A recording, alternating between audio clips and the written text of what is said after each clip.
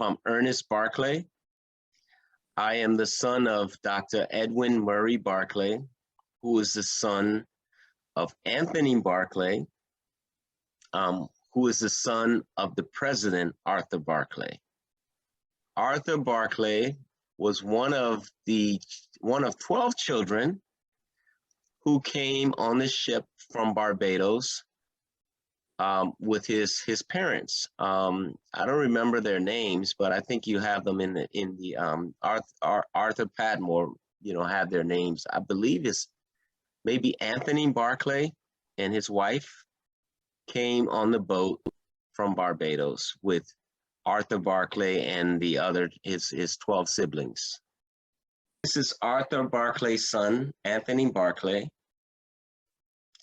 And this is my father, Edwin Barclay, Dr. Edwin Murray Barclay. And I remember at my grandfather's home, we call it the Mission, on the Mission. I remember this picture was in the living room, and this is a picture of his other son, Ernest Barclay. So I was named after him, Ernest Barclay. Ernest Barclay apparently was also a lawyer like my grandfather. And from what I hear, this was his favorite son, but he died. He passed away. He passed away when I was probably before I was even born. So when my mom was pregnant with me, she met with my grandfather, and he pleaded with her to name me after his son that passed away, Ernest Barclay. And from the stories I've heard of my grandfather, well, this is a young picture of him. The stories I hear from all my uncles is that he wanted all of them to become an attorney, a lawyer like him. So that was his big thing. If they didn't become a lawyer or want to become a lawyer, they were kind of put off to the side. He wanted his kids to be like him, like a lawyer. Any parent would, right? So his favorite son was Ernest Barclay, who was a lawyer like him. So like I said, this is my dad, Edwin Murray Barclay.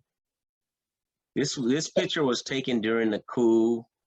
And so, it's not a very good picture of him. They were struggling at the time during the coup. And I got this picture from my uncle also when I visited Liberia last year. And when I went back last year, this was his home, my grandfather's home. This house, was back in, I guess, 1972, when my mother left to come to America and left me with my grandfather.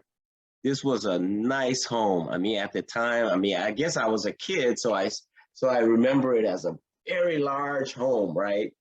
With these stairways going up to it, entering from both sides and then going up the house. And so, like I said, last year I had the chance to go back to Liberia after 40 years. And I saw the house, and it was just so disheartening looking at the home. Because everybody loved this house. They called it the big house. And so we've been talking about possibly rehabbing it or breaking it down and rebuilding it. So as the grandkids, my sisters, we've been kind of talking about what to do with the big house. The memory of my grandfather really started when I was 4 years old. My mother met my stepdad. She met my stepdad, who came to visit from from America, and she and him decided to move from Liberia to America. And back in the day, I guess the father had control. So my dad said that I couldn't come with her. So he prevented me from coming. So my memory really started at the airport when she was leaving. I was 4 years old, and I remember being held back at the airport while she was walking away, going to the airplane. And I was crying. and I was being held back while crying. I cried the whole entire day. And then later on, I remember waking up and being driven to my grandfather's mission, the mission school, or his house, or his estate in Painesville. And we arrived, and we went into the home. And I remember as a kid, 4 years old, you're so small and everybody looks big. So he looked like a very big man. And I remember looking up to him, and he asked me a few questions and I answered his questions, but he had hearing aids on. So his hearing was very limited, and people were everyone were, talking very loud. So they spoke very loud to him. And he was always asking them to repeat themselves, and he was always really by himself, right? I remember him always reading. I remember, I guess because he was an attorney or a lawyer, there were like volumes of books throughout the house. These shelves of books, and there were law books, volumes of books, and he was always reading those books. But he was always sort of by himself.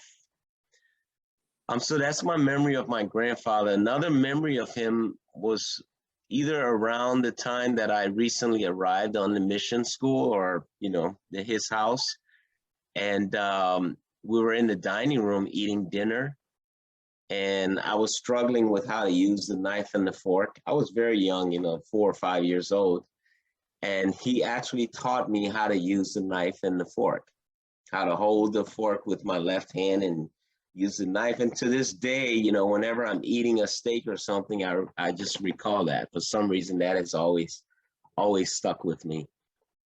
But because of the age difference, like I said, my grandfather was in his late 80s when I met him.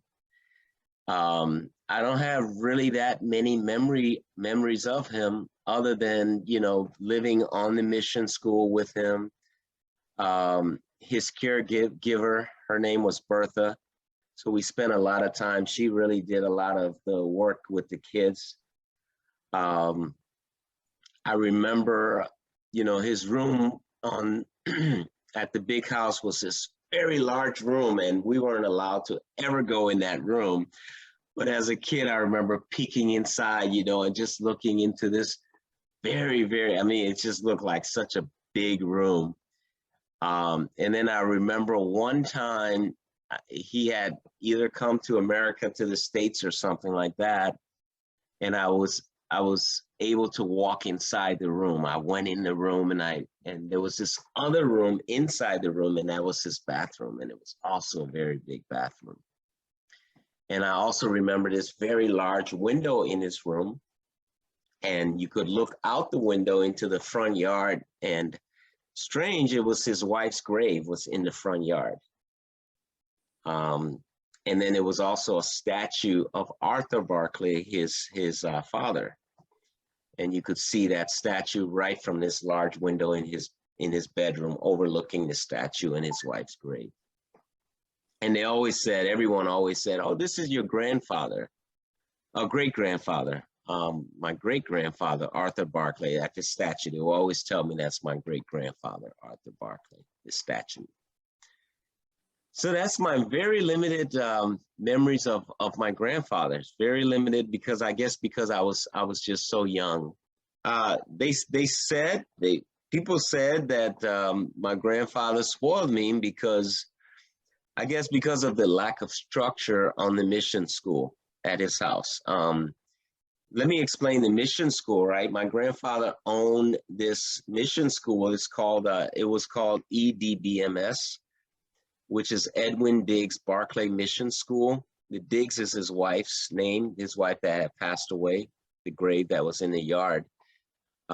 So he had this school, and it was a lot of other kids at the big house, and acres and acres of land, of estate. I remember as a kid just roaming the estate, going to the creek, camping, just throughout. It was just roaming. It was just so free.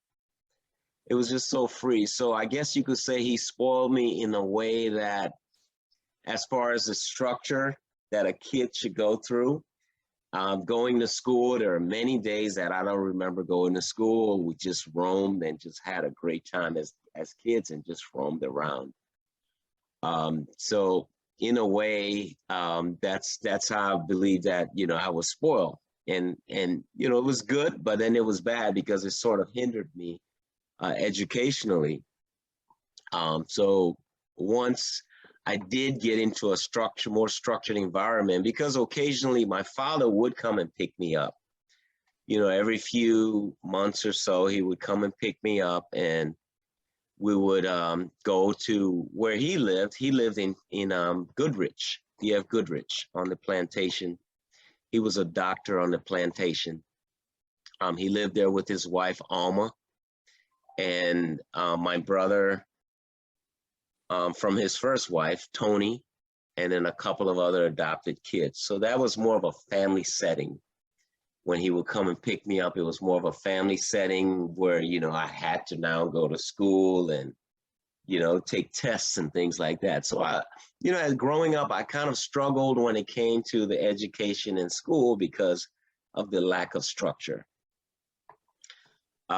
So my father my father now, Edwin Barclay, as a disciplinarian, I remember this story. It was one day after school, Tony and we ended up not coming home. We just ended up roaming the plantation and just going, just like sort of, I guess you would say, camping instead of coming home. And we didn't get home until very, very late, like maybe 8, 9 o'clock. And my stepmom, Alma, she was very upset because we didn't come home, and he was home. And I guess to appease her, he took me to my room, and this man literally pretended like he was whooping me. He held me and he was just tapping me. And I was maybe 6, 7 years old, right? And he held me and he was just tapping me. He wasn't whooping me, he was tapping me. And I caught on as a child. I caught on and I pretended to be crying. So I acted like I was crying while he tapped me for a few minutes, and I continued to cry, and then he left.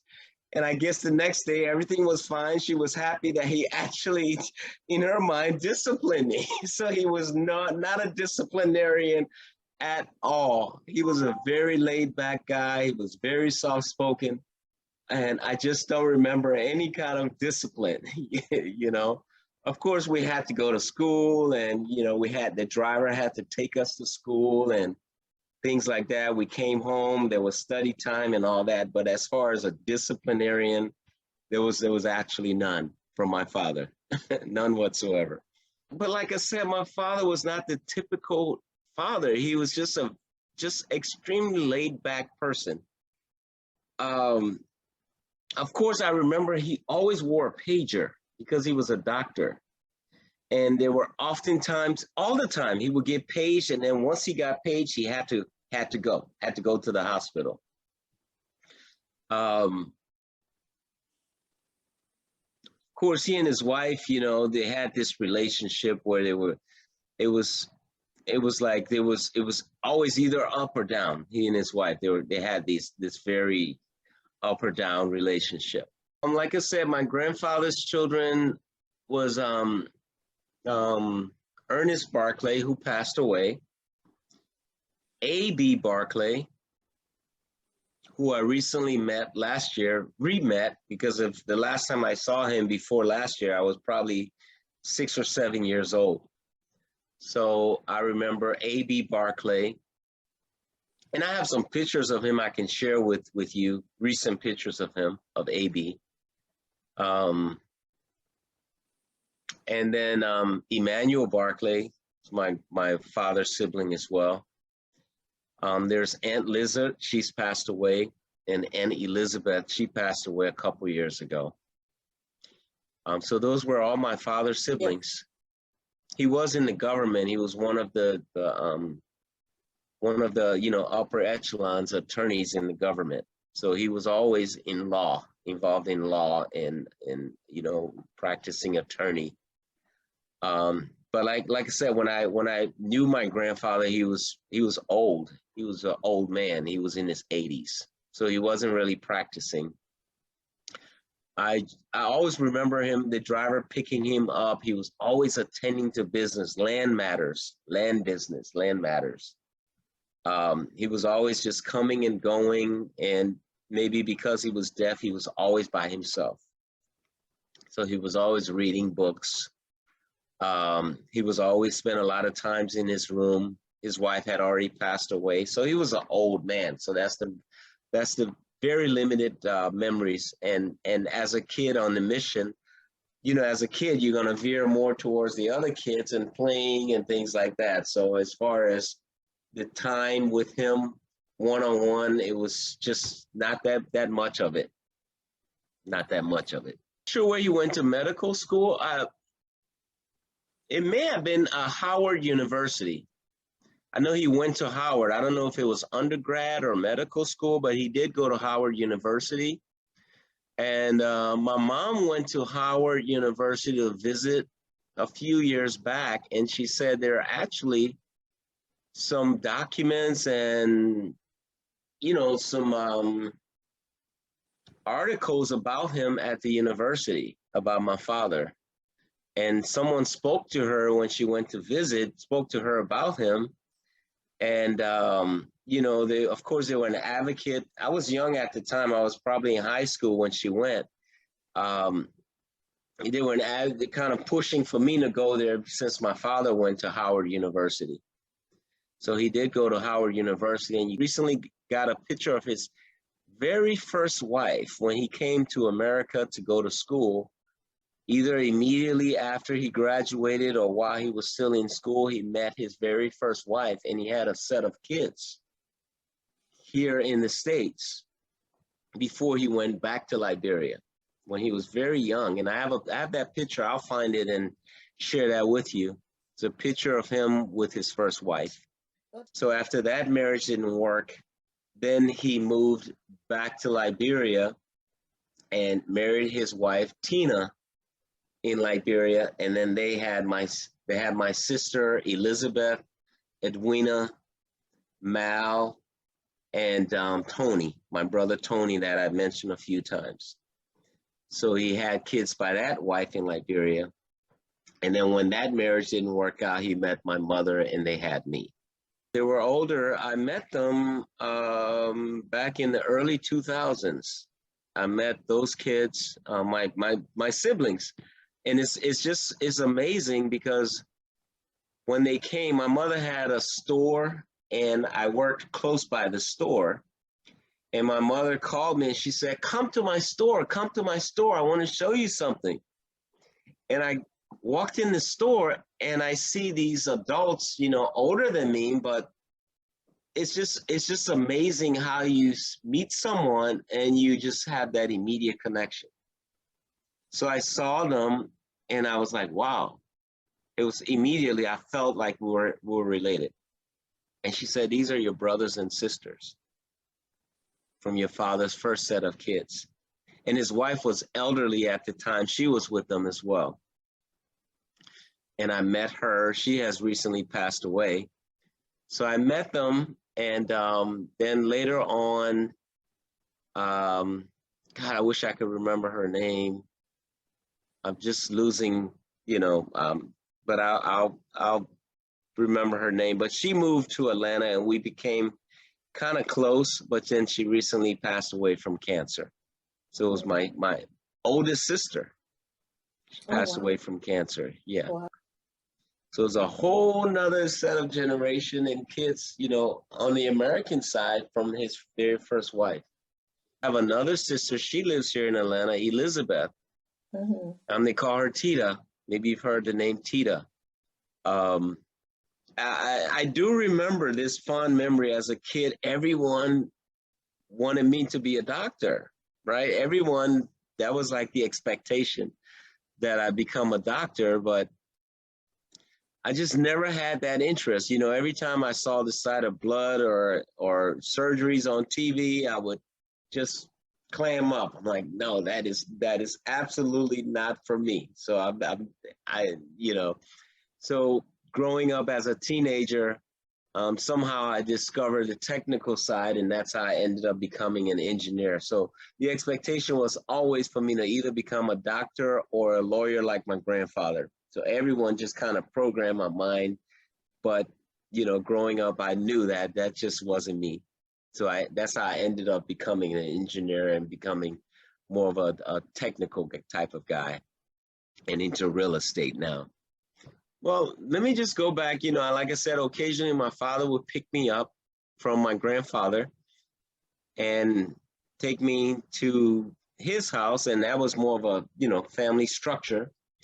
And then when I was 11 years old, my mother actually, finally, he allowed her to bring me back to the States, because I guess he realized that I was just being moved around. I was being moved around too much between his house, my grandfather. Sometimes my aunt would come and pick me up.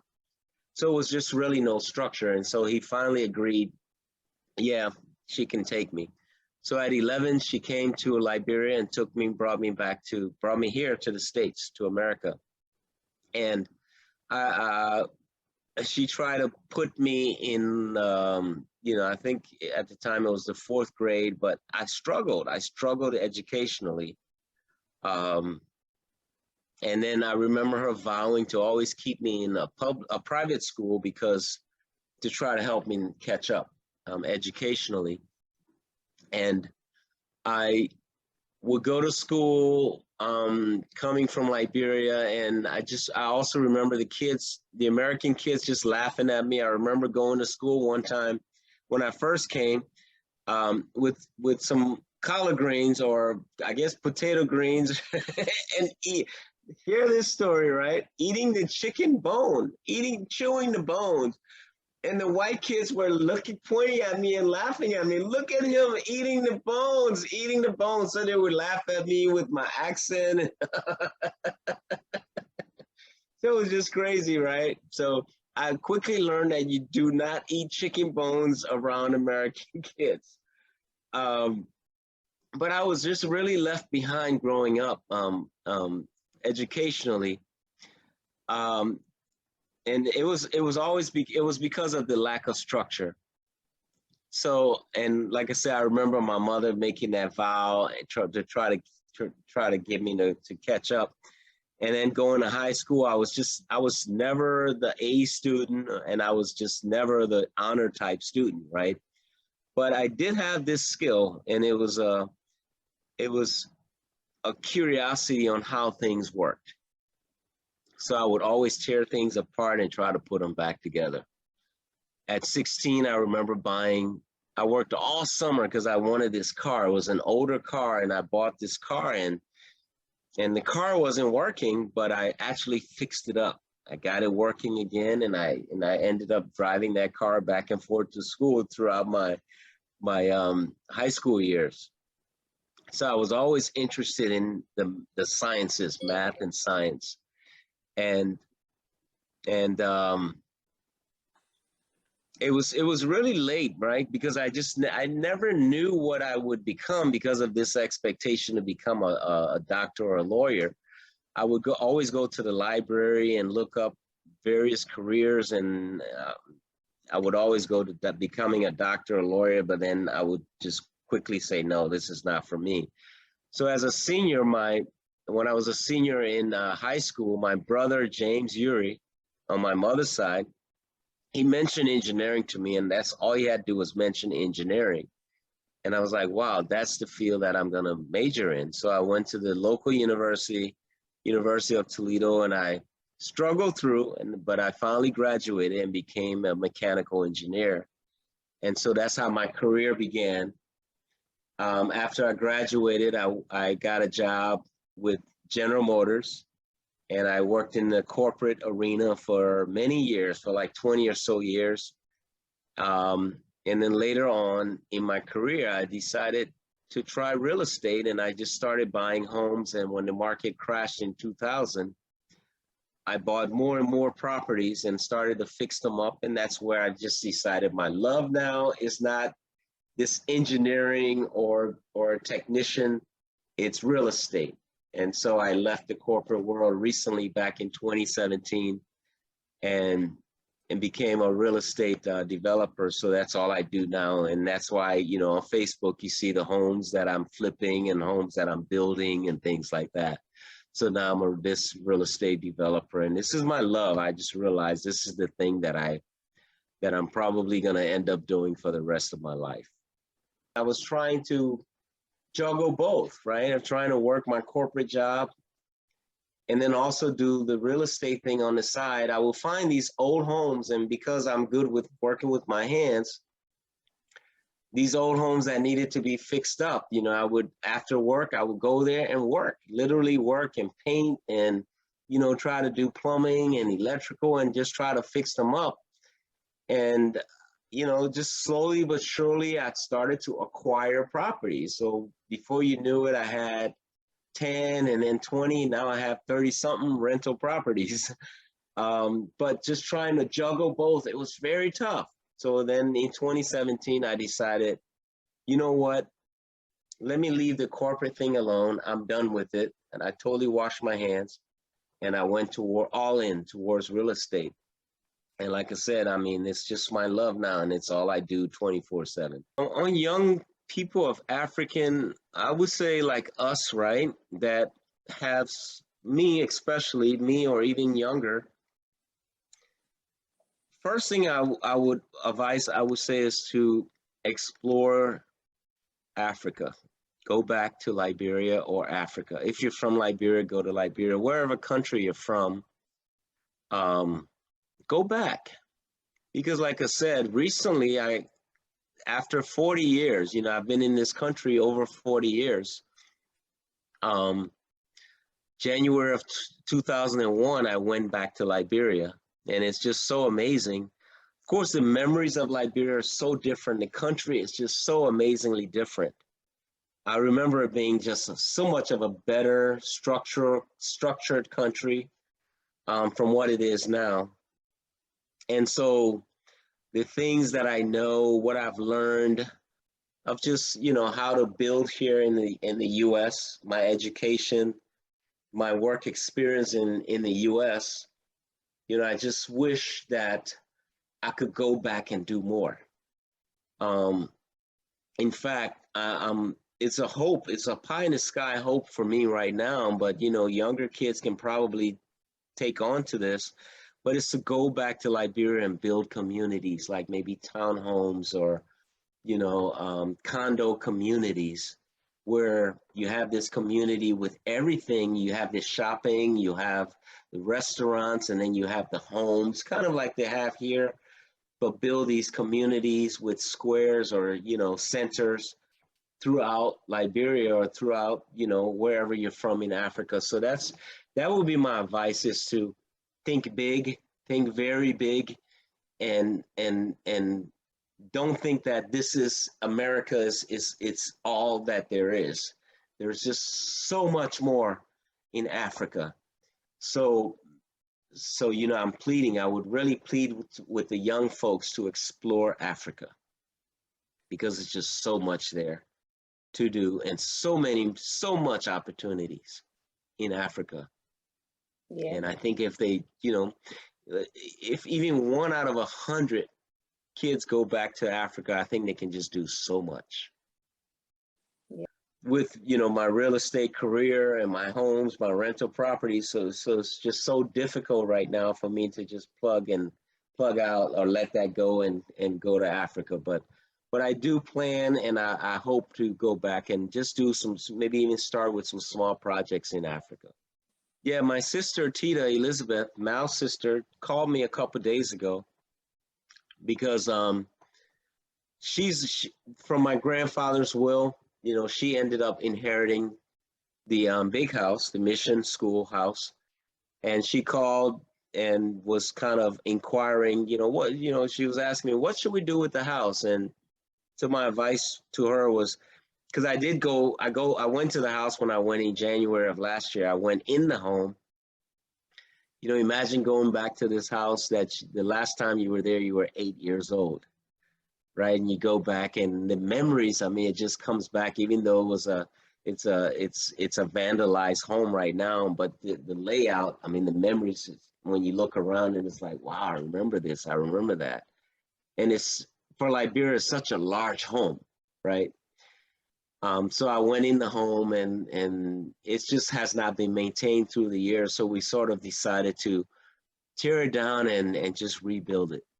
Maybe even rebuild it kind of close to what it was as far as the layout and the architecture.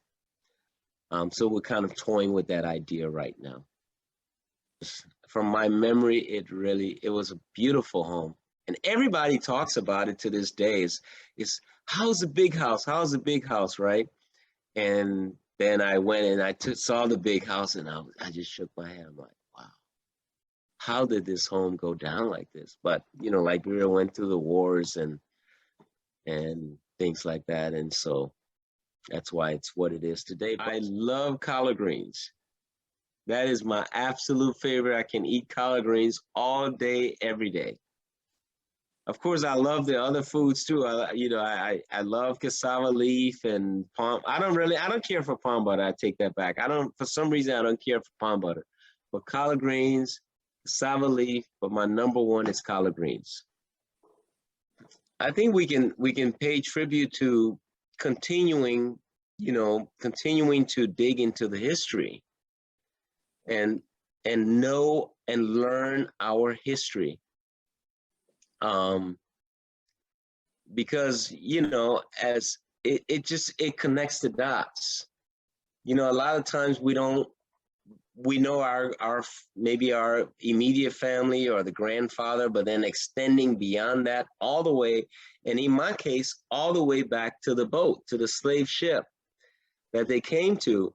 When I went back on the internet and as I read what Arthur Padmore did, and posted out there on the internet, it was just so amazing for me. It connected the dots.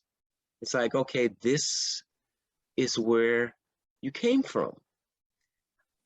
I do remember though, growing up with my father, when he would, sporadically come and pick me up, I remember one of the conversations, and he would say, "We're not from here, we're from the Caribbean." I didn't know it was Barbados at the time, but he would always say, "We're from the Caribbean." And that stuck with me as a kid and then into my adulthood. And I always wondered, what does it mean? What is he talking about? What was he talking about? Why did he always say we're from the Caribbean? And now I know, because, I didn't know the dot back to Barbados. Now I know why he always said we are from the Caribbean. He always said that, and it stuck with me from childhood.